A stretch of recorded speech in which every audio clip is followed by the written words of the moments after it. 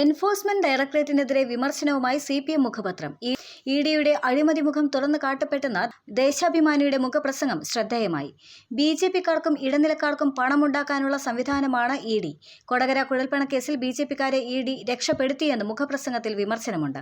2014 നരേന്ദ്രമോദി അധികാരത്തിലെത്തിയ ശേഷം ED register ചെയ്യുന്ന കേസുകളുടെ എണ്ണം പല മടങ്ങ് വർദ്ധിച്ചുവെന്നും പലതും BJPക്കും ഇടനിലക്കാർക്കും പണമുണ്ടാക്കാനുള്ളവയാണ് എന്നും മുഖപ്രസംഗത്തിൽ ആക്ഷേപമുയർന്നിരുന്നു. അത് ശരിവെക്കുന്നതാണ് കൊച്ചിയിൽ ഇഡി ഉന്നത ഉദ്യോഗസ്ഥനടക്കം പ്രതിയായ പുതിയ അഴിമതി കേസ്. കേന്ദ്ര സർക്കാർ രാഷ്ട്രീയ വേട്ടയ്ക്കും BJPയും ചില ഉദ്യോഗസ്ഥരും സാമ്പത്തിക കൊള്ളയ്ക്കും ആയുധമാക്കുന്ന ഇഡിയുടെ അഴിമതി മുഖം വ്യക്തമാക്കുന്ന വിവരങ്ങളാണ് പുറത്തുവരുന്നത്. മുഖപ്രസംഗത്തിൽ പറയുന്നത് ഇപ്രകാരമായിരുന്നു: രാഷ്ട്രീയ മേലാളന്മാരുടെ താൽപര്യത്തിന് വഴങ്ങി ഇഡി ഉദ്യോഗസ്ഥർ നടത്തുന്ന അഴിമതികളും ക്രമക്കേടുകളും സത്യസന്ധമായ അന്വേഷണത്തിലൂടെ പുറത്തുകൊണ്ടുവന്ന് അവരെ ശിക്ഷിക്കേണ്ടതുണ്ട് എന്നും ദേശാഭിമാനി മുഖപ്രസംഗം പറയുന്നുണ്ട്. അതേസമയം അഴിമതി തടയേണ്ട എൻഫോഴ്സ്മെന്റ് ഡയറക്ടറേറ്റ് തന്നെ അഴിമതിക്കാരാണെന്ന് വ്യക്തമാക്കുന്ന തെളിവുകളാണ് ഇപ്പോൾ പുറത്തു വന്നതെന്ന് CPM ജനറൽ സെക്രട്ടറി MA ബേബിയും പ്രതികരിച്ചു.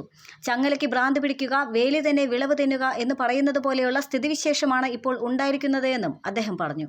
ഇഡിയെ രാഷ്ട്രീയമായി ഒരുപാട് കാലമായി ദുരുപയോഗപ്പെടുത്തിക്കൊണ്ടിരിക്കുകയാണ് എന്നും ആ രാഷ്ട്രീയ ദുരുപയോഗപ്പെടുത്തലിനെക്കുറിച്ച് എല്ലാവരും ഉന്നയിക്കുകയും ചെയ്തിരുന്നുവെന്നും ഇപ്പോൾ അഴിമതി തടയാൻ കൂടി ഉദ്ദേശിക്കപ്പെട്ടിട്ടുള്ള ഇഡി തന്നെ അഴിമതിക്കാരാണെന്ന് വ്യക്തമാക്കുന്ന തെളിവുകളാണ് പുറത്തുവന്നതെന്നും അദ്ദേഹം വിമർശിച്ചു.